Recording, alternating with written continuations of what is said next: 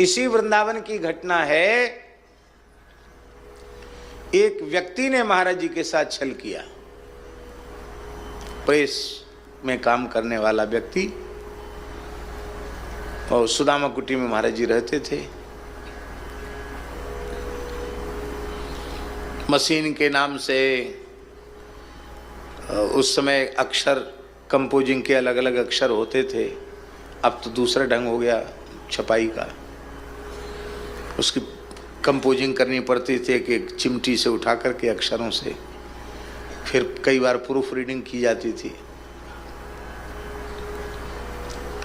महाराज जी बहुत श्रम करते थे।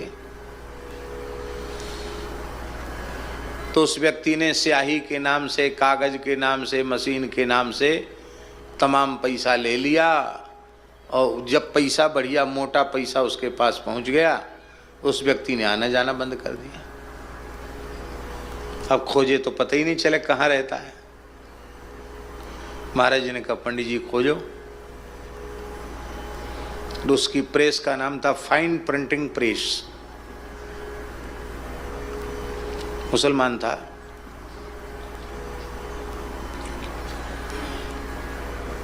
तो खोजे लेकिन हमको भी नहीं मिला। तो इधर जो बस अड्डे के आगे इधर जो है ना मोहल्ला, इसमें एक जगह लिखा था फाइन टेलर्स। तो हमने मन में सोचा कि फाइन प्रिंटिंग प्रेस और फाइन टेलर्स तो कुछ न कुछ तो नाम तो मिलजुल रहा है, इससे पूछा जाए। पूछा तो उसका भाई निकला। बोले हाँ वहाँ रहता है। बाबा जी आपको क्या काम है? कि बहुत ज़रूरी काम है। गए तो हमको वो मिल भी गए। हमने कहा रिक्शा में बैठो चलो महाराज जी। बोले मुझे फुर्सत नहीं है। मैंने कि चलो अभी चलो। तो आ गया। अटका पड़ा है, पैसा आपके पास पहले सब पहुंच चुका है। इतना सुनते ही वो क्रोध में भर गया। बोले फिजूल की बातें मत करो। एकदम बदतमीजी पर उतर आया। फिजूल की बातें मत करो। आपने क्या दिया हमको? क्या आपके पास उसका प्रमाण है? तो महाराज जी ने गीता दयानंदनी डायरी दिखाई, कब किस तारीख को तुमको क्या पैसा दिया। बोले तुम्हारी पुस्तक, तुम्हारी कॉपी और तुम्हारी कलम कुछ भी लिख लो, मैं नहीं मानता। मेरा आपका कोई हिसाब किताब नहीं, और आइंदा मुझे परेशान मत करना, खबरदार। मुझे मत बुलाना। मुझे प्रेस के काम में फायदा नहीं था, इसलिए मैंने प्रेस बंद कर दी। महाराज जी बोले बिल्कुल नाराज नहीं हुए। हमको क्रोध आ रहा था और महाराज जी से ऐसा व्यवहार कर रहा है। और महाराज जी मुस्कुरा कर बोले आपको आवश्यकता थी, आपने पैसों का उपयोग कर लिया, कोई बात नहीं। गृहस्थ में बहुत आवश्यकताएं होती हैं, पर आप झूठ न बोलें। आपको काम में फायदा नहीं था, आपने काम बंद कर दिया, इसमें आप स्वतंत्र हैं, लेकिन आप झूठ न बोलें। बस ये कहा महाराज। इतना सुनते फिर एकदम गरम। वो जाने लगा तो महाराज जी बोले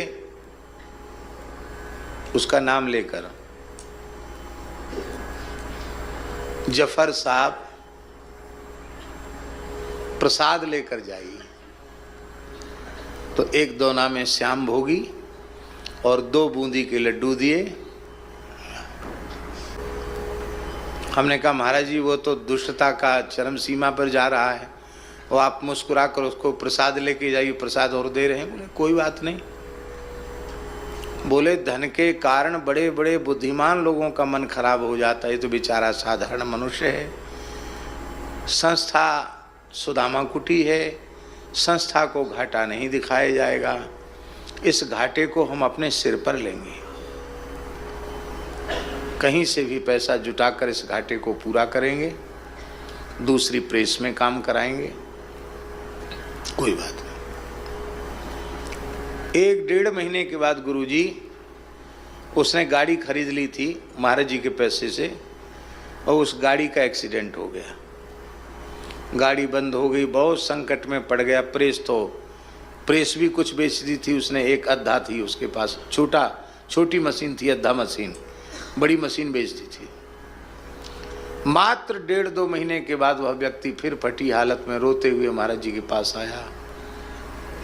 बोला कि मेरी गलती को क्षमा करें, मैं उस दिन से बहुत ज़्यादा परेशान हूँ, जब से आपके पास से गया हूँ मेरे ऐसे ऐसे हो गया, और मेरे घर में तो चूल्हा नहीं जल रहा है, घर में खाने को नहीं है, चूल्हा नहीं जल रहा घर में।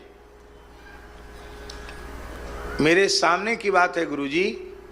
यह सुनकर महाराज जी की आंख से आंसू बहने लगे। अरे राम राम राम राम, घर में रोटी नहीं मिल रही? बोले हाँ, कुछ नहीं महाराज, मैं सच्चे कह रहा हूं आपसे। और कहते मैं चोर हूं, मुझे मारो। महाराज बोले राम राम, मैं तो आपको चोर नहीं कहता, आप स्वयं ही अपने को चोर कह रहे हैं। महाराज जी ने अलमारी खोली, 2000 रुपये निकले।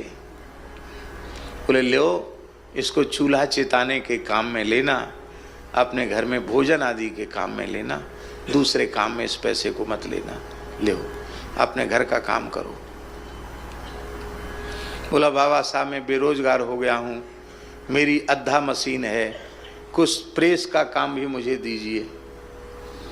तो महाराज जी ने एक रामस्तुति की छोटी पुस्तक उसको छापने के लिए दी और बोले तुम्हें इस समय आवश्यकता है तो बिना पुस्तक छपकर आए इसका लगभग इतना अनुमानित व्यय होगा, उसका पेमेंट पहले दे दिया।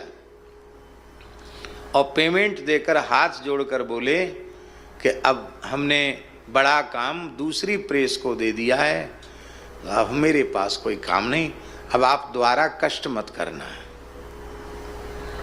हमने कहा महाराज जी ये तो दुष्टता की चरम सीमा पर है और आप इस प्रकार का व्यवहार इसके साथ कर रहे हैं। ऐसे बेईमान गद्दार आदमी को तो बिल्कुल घुसने नहीं देना चाहिए। महाराज जी बोले पंडित जी, पापानां वा शुभानां वा वधारहाणां प्लवंगम कार्यम कारुण्यमारेण न कश्चिन्नापराध्यति। यह केवल दूसरों को समझाने के लिए नहीं है, स्वयं समझने के लिए भी है। स्वयं व्यवहार बिल्कुल घुसने नहीं देना चाहिए। महाराज जी बोले पंडित जी, पापानां वा शुभानां वा वधारहाणां प्लवंगम कार्यम कारुण्यमारेण न कश्चिन्नापराध्यति। यह केवल दूसरों को समझाने के लिए नहीं है, स्वयं समझने के लिए भी है। स्वयं व्यवहार में स्वीकार न कश्चिन्नापराध्यति। कौन ऐसा है जिससे अपराध न बने? कोई भी दुखी प्राणी, अपराधी से अपराधी प्राणी यदि दुखी है तो उस दुखी पर तो दया होनी चाहिए। कितनी ऐसी जीवन की घटनाएं। अब ये कोई पुस्तक में पढ़ी हुई बात नहीं बता रहे हैं, कोई 100-200 साल पुरानी घटना भी नहीं सुना रहे हैं। ऐसी अनेकों घटनाओं को मैंने प्रत्यक्ष देखा है।